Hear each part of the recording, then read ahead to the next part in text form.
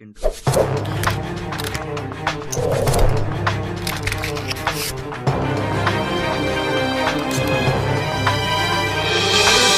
Good morning guys, मैं सुशांत आर्या स्वागत करता हूं गुरुकुल एकेडमी चैनल में। और आज का topic percentage part 2 question number 51 to question number 60 है।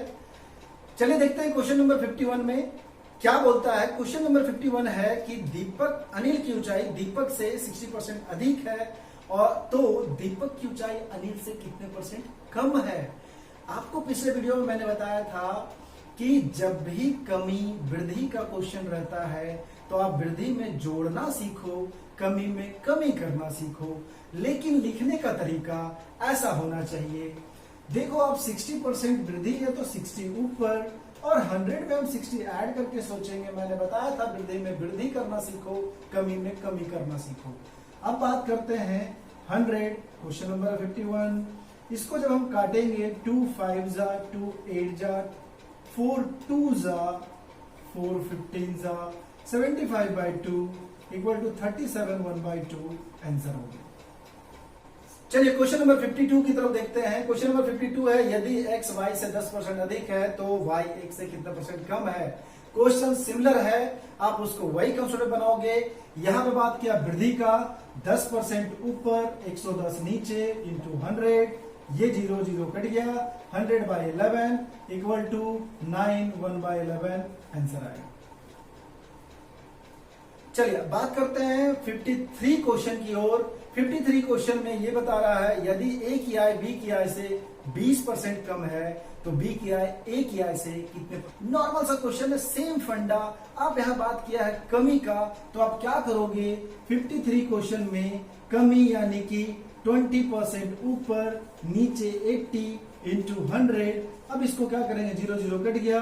अब या तो हम इसको 0 नहीं भी काटते, इसको रहने देते, इसको 4 टाइम डायरेक्ट काटते, इसको 25 इक्वल टू 25% आंसर हो गया। चलिए बात करते हैं 54 क्वेश्चन की। 54 क्वेश्चन में बोल रहा है कि ए की आय बी की आय से 25% कम है तो बी की आय ए। मैं अभी जस्ट बताया हूं कमी है तो कम करना सीखिए, वृद्धि है तो वृद्धि करना सीखिए। अब यहां बात कर रहा है कि 25% कम है। 25% का मतलब क्या होगा 25 ऊपर 75 नीचे इंटू 100 फिर 3 जा इक्वल टू 33 1/3% आंसर हो गया। बात करते हैं 55 क्वेश्चन नंबर की।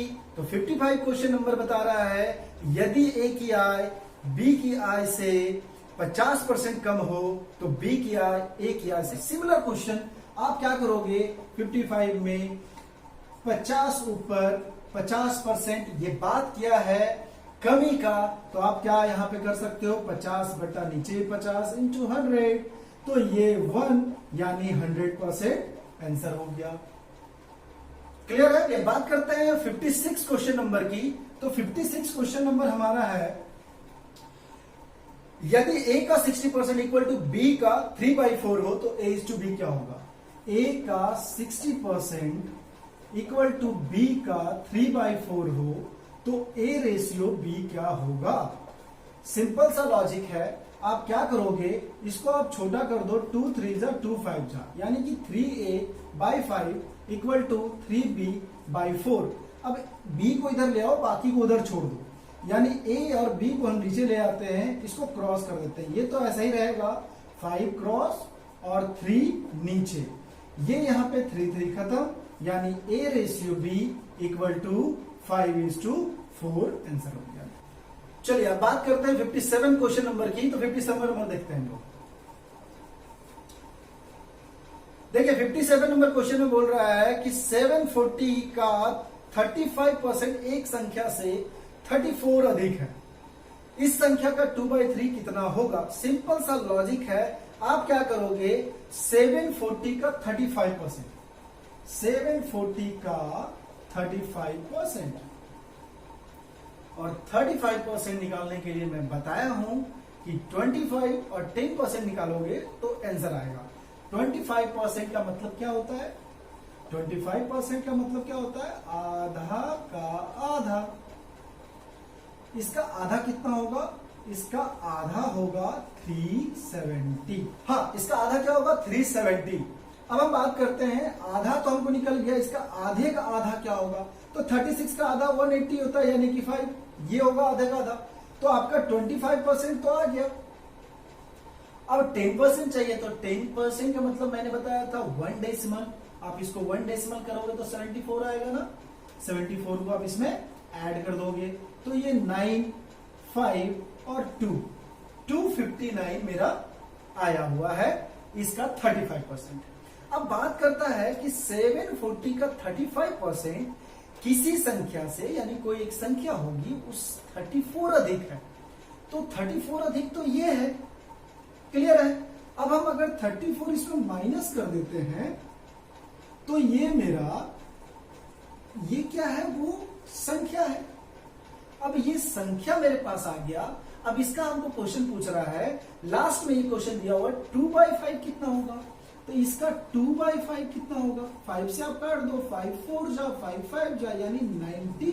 58 क्वेश्चन नंबर की बात करते हैं। 58 में क्रमवार बट्टा के बारे में बात किया है। क्रमवार बट्टा का मतलब होता है कि जब भी आप किसी परसेंटेज दो, जैसे आप क्या मानो खुद का आपके पास क्या है 100% है, अगर हम आपको बोलते हैं कि 10% और 10% का 2 क्रमवार बट्टा देना है, तो आप ये समझोगे कि 10% मतलब कि मेरे पास 100 है, 10% यानी 10 फिर से मैंने लिया, 10 110 हो गया। अब 110 का फिर से 10% देंगे, यानी कि क्रमवार बट्टा का मतलब सिंपल सा लॉजिक है कि आपका जो आंसर आ रहा है उसी पे परसेंटेज कैलकुलेट करते हैं, दैट इज क्रम बट्टा। अगर परसेंटेज कैलकुलेशन में आप उस आंसर को नहीं लेते हैं जो प्रीवियस आया है, तो आपका आंसर गलत आएगा। तो हम बात करते हैं क्रमवार बट्टा का क्वेश्चन नंबर 58। देखिए क्वेश्चन नंबर 58 में पहले हम क्या करेंगे, 100 मानेंगे। 100 का 10% आपको पता है 10 होगा, तो ये टोटल 110 हो गया। अब 110 का फिर से 10% आपको पता है 11 होगा, तो ये टोटल 10 और 11 कितना हुआ 21, तो 21% मेरा क्या हुआ क्रमवार बट्टा हुआ। अब हम बात करते हैं क्वेश्चन नंबर 59 की। हाँ जी, क्वेश्चन नंबर 59 की बात करते हैं। क्वेश्चन नंबर 59 में यहां दिया हुआ नॉर्मली देखिए क्रमवार बट्टा का ही बात कर रहा है, इसमें भी सबसे पहले 10%, उसके बाद 20% और लास्ट बढ़ा हुआ मूल्य क्या है 33। नॉर्मल आप निकाल लो, 100 माने हैं, 100 का 10% बराबर 10, 110 हो गया। अब 110 का 20% बराबर 22, ये टोटल 32 हो गया, क्लियर है। और अब 100 ये टोटल 32 आया, बट हमने तो 100 मांगा पहले, तो टोटल कितना हो गया 132, क्योंकि ये लास्ट बढ़ा हुआ मूल्य का बात किया है। अगर आपसे हम पूछेंगे आपके पास कितना बचा, तो लास्ट बढ़ा हुआ तो वही कहलाएगा। इसीलिए आप समझ लेना उसको कि लास्ट बढ़ा हुआ का मतलब होता है कि आपके पास जो पहुंचा। तो यहां हम बात करते हैं 132% बराबर दिया हुआ है 33। तो बात कर रहा है लास्ट का क्वेश्चन में कि प्रारंभिक मूल्य क्या था। प्रारंभिक का मतलब क्या होगा आपका 100%, आपका 100% क्या था, तो ऑलरेडी 132% बराबर 33, तो 100% बराबर कितना होगा 100%। आप ऑप्शन से भी हिट कर सकते हो, अदरवाइज आप इसको कैलकुलेशन में भी डाल सकते हो। अगर कैलकुलेशन में आप डालोगे तो क्रॉस मल्टीप्लाई करना पड़ेगा, यानी 33 इंटू 100 बाई 132, उसके बाद आप काटोगे 11 से, 11 3 जा, 11 1 जा और 11 2 जा। अब ये आया 2 6 जा, 2 50 जा, 2 3 जा, 2 25 जा, 75/3 यानी कि 25 आंसर आया मेरा।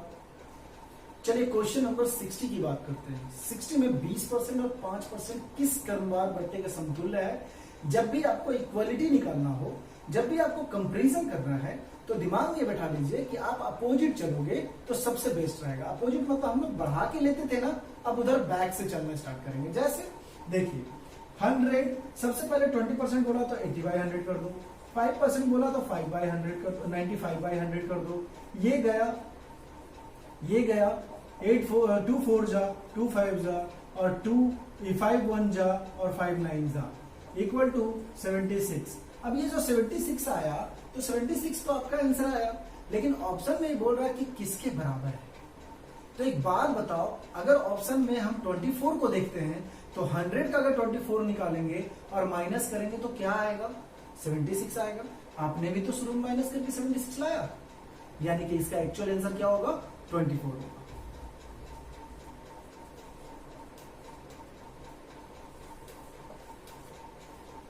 क्लियर है? आज का वीडियो मैं यही समाप्त करता हूं और मैं चाहूंगा कि बहुत ही जल्द आपको आगे के वीडियो में अपलोड करूं। बस लाइक, सब्सक्राइब और शेयर करना ना भूलें। Thank you so much.